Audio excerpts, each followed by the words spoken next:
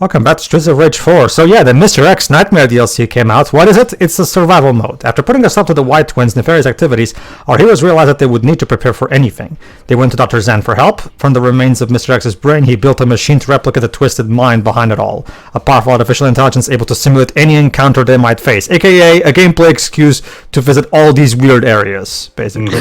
So essentially what this DLC is just glorified training, and here everyone was speculating that Mr. X was actually going to come back. It's kind of like an equivalent to the VR missions for the Metal Gear Solid series, in a sense, but we kind of are integrated. You've only got 31 hours left. That's the thing, too. The only story integration is that opening text thingy that I just read. There's no actual story of any kind aside from that. That is true, but it's actually better than just being slapped as just a mode, like with no explanation whatsoever. Sure, and there you go. You can see Dr. Zan here. I just feel sorry for anyone who was speculating that this would be a nice, cool expansion to the story. Like, nah, it's essentially just a simulation. I never checked who the artist for this was. So yeah, and there are also three playable characters. And guess who does them? And guess what? There were some new music tracks made for this DLC, and guess who made them? Yuzo Koshiro.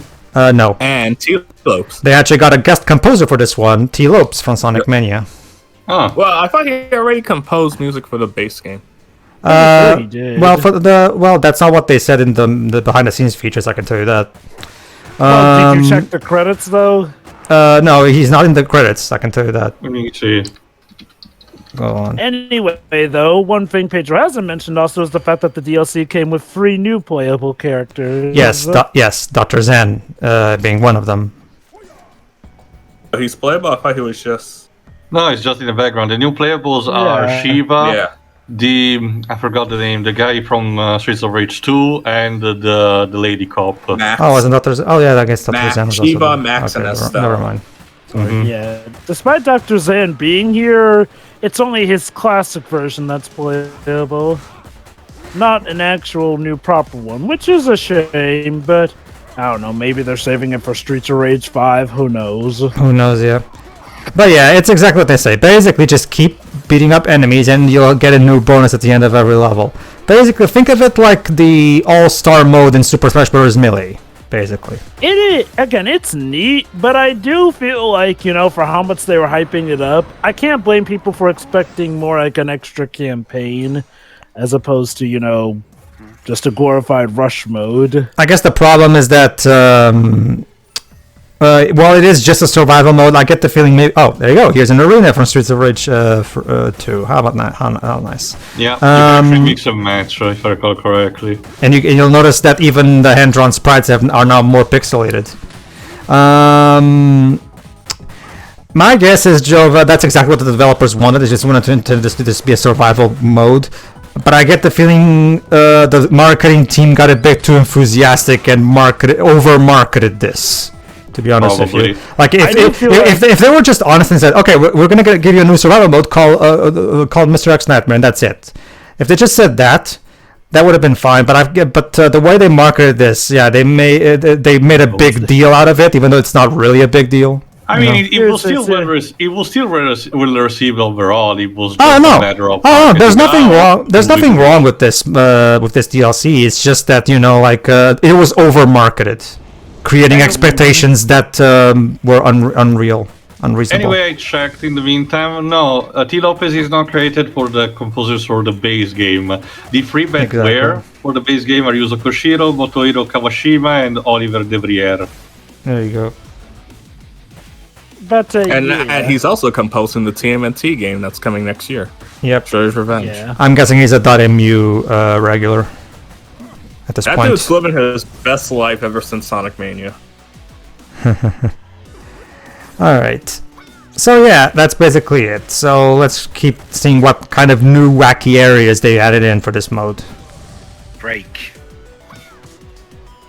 Let me check in the meantime. What else is .mu doing outside the TMNT game? Alright, the Metal Slug Tactics, I think they're responsible for that. We're mostly publishing it, co-publishing with the SNK. The developer for that is Lekir Studios. Okay. I keep thinking, Why did you leave out the Playmore bit? I'm like, that's not it anymore, is it? The what? Sorry, I don't. It used to be called SNK Playmore for a while, but they dropped the Playmore. Well, that's SNK. It's more easy on the memory side. I'm guessing. I mean, they dropped it anyway. So. I'm guessing it's because people still remember the old SNK, so they figured, yeah, people still remember it, so let's just use it to. Let's just go back to it so we can. It's like how people still call 20th Century Studios Fox. Yeah, basically. There's just that brand recognition thing that companies like. So it's similar also to stuff like Bandai Namco for a while kept being called Namco Bandai, but nowadays it's more the first, which abbreviates more to Bamco. Yeah. So it's kind of happens all the time. Also, I checked. Dotemu were responsible for the modern port for PC and consoles of Zombies Ate My Neighbors. Yeah. New Bay were responsible. They were also behind Final Fantasy VIII Remastered. Did you guys also mention Windjammer soon or no? No, yeah. I was checking just the very recent stuff that they did or that they are doing. There we go. Well, I mean, I don't know. Well, as of I'm not sure when did we record the last part, because in August of this year, 2021, .mu got acquired by Focus Entertainment. Yeah, Focus Interactive, the same guys who publish Plague Tale. But Focus says that we're just letting EMU. I think it's short for emulator, but yeah, it is. EMU. Well, if you go to .mu's website, they themselves say right there on the homepage that they pride on retro-style releases, which is why they went on this project to get these developers to make Streets of Rage 4, and now the TMNT game. So they're pretty much going to be doing whatever. There's nothing's going to be changing. I guess they just have more money now. That's also the thing. Focus on themselves only have, if I recall correctly, just a minor range of IPs, so anything that they have under their control is still, kept with a degree of freedom. It's just a matter of, them receiving a piece of a pie. They also did a really good job in not getting in Zobo Studios' way when they were making Plague Tale and now Requiem, so it should be fine. To answer your question, Waves, it happened that the original run was published at the beginning of May. Mm-hmm. Alright. So yeah, basically you can punch these, as you can see, it's basically a two-way sword, because while you can use these balls to hit the enemies, they can also hit you, so be careful. Apparently Mr. X's memories of potential deadly situations include this ring. So is there like an end cutscene when you get to the end of these? That's the thing. You win. You're a winner screen. That's the thing. There is no end goal. It's just a survivor mode. Yeah, there is no end mode, Joe, but the game just keeps regenerating areas at random until you die, until you lose. Fair enough. It's called a survival mode for a reason, for you to see how long you can survive. Yeah, there are some survival modes that actually do have an end game. I guess, but this one doesn't. I guess I was I'm fine with it, especially since it's like, there's more combo moves that you can do, especially in a training move. Like Shiva is basically a Marvel vs. Capcom character. I get it. I guess I was expecting more original stages and like a story content. Again, Deads, there's no reason to blame yourself. As we've gone over, the marketing really seems to suggest that. Not only they also should have named something differently. They call it Mr. X Nightmare. That implies something that this is not. They should just call it the survival mode. Is it generic? Yes, but it's descriptive. Not only that, but this was also coming off the heels of 3 new added playable characters, and it suggested that it was only going to get better from there. So, the characters were part of the DLC. They were, essentially. What I mean is, the announcement of it being... Okay, look. What was announced first was that there were going to be 3 new main characters, essentially. Yeah. Then eventually, the whole expansion was referred to as Mr. X's Nightmare. So what I mean is, basically, the announcement of the title and its presentation came off the heels of the fact that we were getting 3 new playable characters. So, yeah, that immediately suggested something big. I'm like, it wasn't out of the realm of reality to think, okay, this means new campaign mode. Especially, again, let me remind you of how big scale that trailer was for it. And by that, I mean, like, well, it was very ominous and whatnot. Really did seem to suggest something more story-based. Now, thankfully, this survival mode is still fun, at least, but yeah, you know, marketing team kind of misled us a bit, not gonna lie. Also, at least they were able to make the best beat 'em up out there. Also, I noticed that there was like a ghost silhouette, not silhouette, but you know, like a hologram of another fighter that either distracted the enemy. Was that one of the power-ups that you get at the end of a round? Yes. Okay. It's just one of the common enemies that you fight in the game, but it's like, oh, you can choose that they can be an assistant. Yeah, basically. Kind of like how if you play the River City games or Kunio-kun. The game keeps alternating between stages from the main campaign, stages from previous games pixelated as they were, like we saw earlier, and new arenas that were made specifically for this mode, like this one.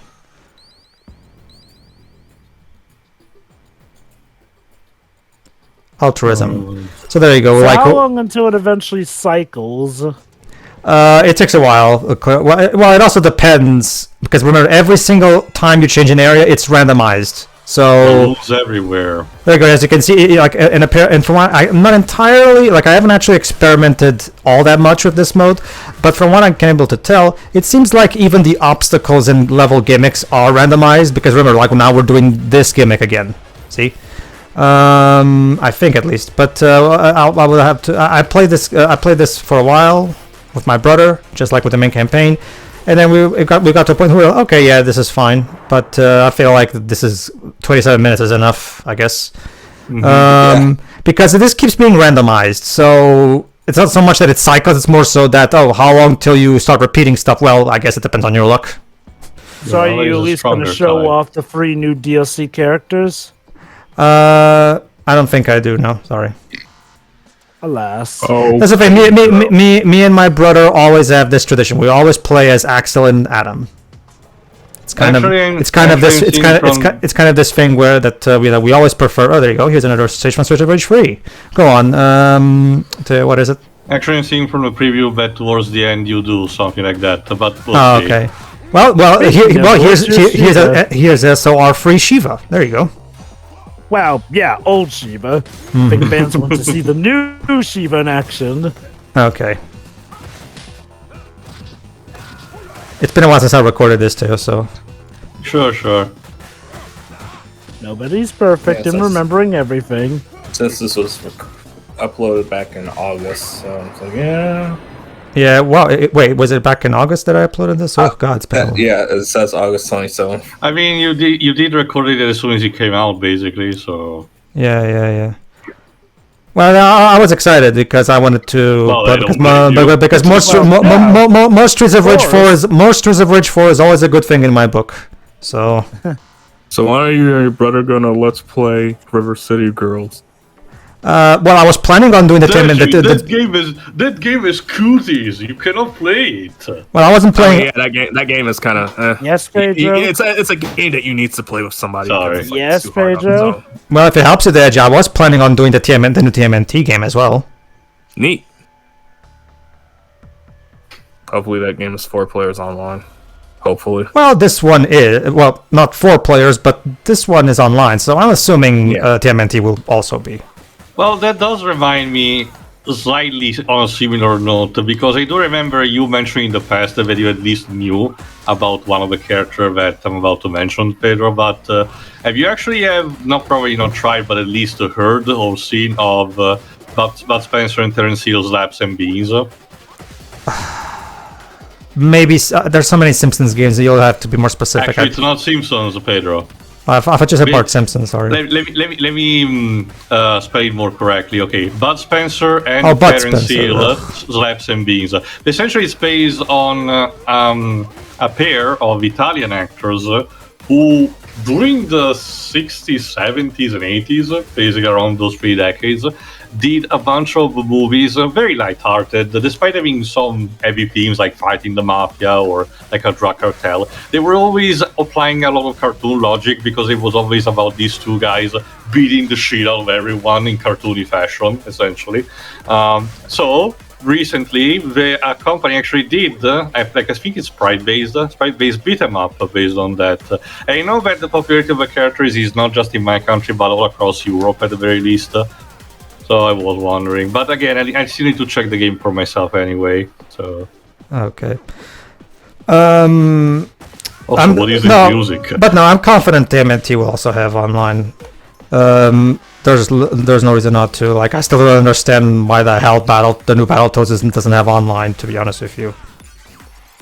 Weird. Like, me and Dwibs, actually, my original idea was to play that online with Dwibs, but no. What is this music? Tiago's having fun there. You shouldn't try and stop him. I guess. Spawns 3 stars. Alright, for the special move.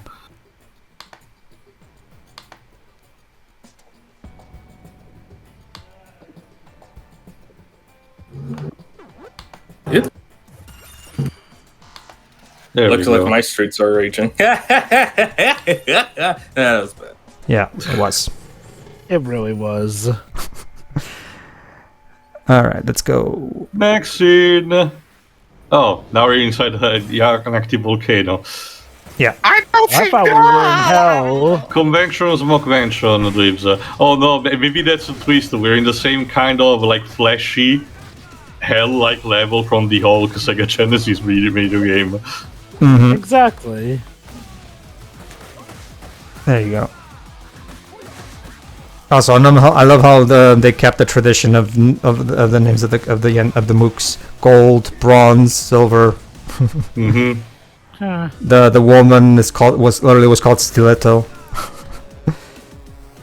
Wonderful. Pyrup. Wow, we really are in hell. Yeah. Again, I get the feeling this DLC was kind of an excuse on the developers to just throw whatever wacky cool ideas for arenas they had. Yeah, So, that too. Mr. Y, also greatest name. Also, there you go. This reskin of Mr. Y called Mr. What. Mr. What? Ha ha ha ha ha. Yeah, I guess. There you go. And this time I was on who died. It's okay. Axel will do it. Hopefully.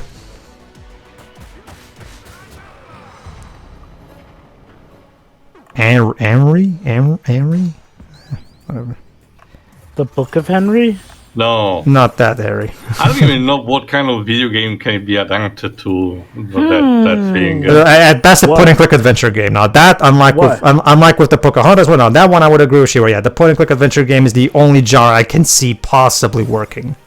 What, press X to have Sarah Silverman kiss a child? Oh my god. God, I hate that movie, but I can't look away from it either. Yeah, no, we all. That's the basic consensus. Jova, it's what easily the Book of Henry. Let me sum it up with a simple sentence, Dej. Worst Gears of War commercial ever. Pedro. Yes. Pedro, do we really have to watch that movie? Yes, we do. Trust me, Dej. Like Book of Henry, if you watch it as a comedy, it's pretty fun. Like, because the Well, okay. Because, Unless, except for the parts that are intentionally trying to. I forgot. I keep forgetting his name, sadly, Dej. But basically, it has the actor who plays Hank Schrader in Breaking Bad as like one of basically the main villain. And It's yeah, like so it's exactly not the way you're thinking. not today though, Dej, because I'm actually gonna start tonight actually a little personal marathon of the Chucky movies because I'm really in the mood for doing Halloween. yeah. I mean, it's October anyway when we're No, the new Amazon Chucky show. series. Yeah, the new series just started, so I'm kind of in a Chucky mood of sorts. So me and my brother are gonna marathon for all 7 movies, basically. I was about You know to what I ask love you just to know how many movies there were. 7. Yeah. Okay. Yes, but 7. It's And it's in continuity with the old timeline because yes, there's also the reboot timeline as well. I kind of stop at the third movie, so I don't know how crazy it gets. Oh, it gets super crazy too. I can assure. Damancini has no thing he will not put in these movies. He's just going wilder and wilder and wilder with each movie. So how long did it took before he went into space? Well, okay, he didn't go into space, but he did procreate, believe it or not. He went to Hollywood, and he got married. Yeah, and had, to Jennifer Tilly, of all people. Yes. What? Are you talking about the new TV show? Oh, they are still in Max. Well, I'll talk about the new franchise in TV general. Basically, Dribs, the new TV show is an extension of, well, the movies. And I do mean, like... Yeah, think about it like this, Dribs. We're getting an 8-episode TV series, which, with each episode being, like, at least an hour or so long. Imagine that, Dribs. Over 8 hours of child's play nonsense. What more could I ask? That's fine. From which universe? There you go. original one. There you go. A sprite reinvention of the car mechanic from the first game. It in the main campaign during your boss fight. True. But it's just so cool that I just figured I'd put it out again. Also, pick the swordfish. Yay! Yeah. Anyway, but that's the basic thing. The idea, basically, the first 3 movies were called Child's Play, but they kind of had a Rambo thing where even though they were called Child's Play, most people called the movies Chucky 1, 2, Chucky 2, and Chucky 3. They're kind of like it's even worse in my country. I don't know what it happens for the future movie, but at least the first couple of ones we were called like in my country, the Killer Doll. It's very generic title, yeah. So Pedro, is there any reason that Estelle was, solid, but Max showed up as like one of those see-through digital ghost things?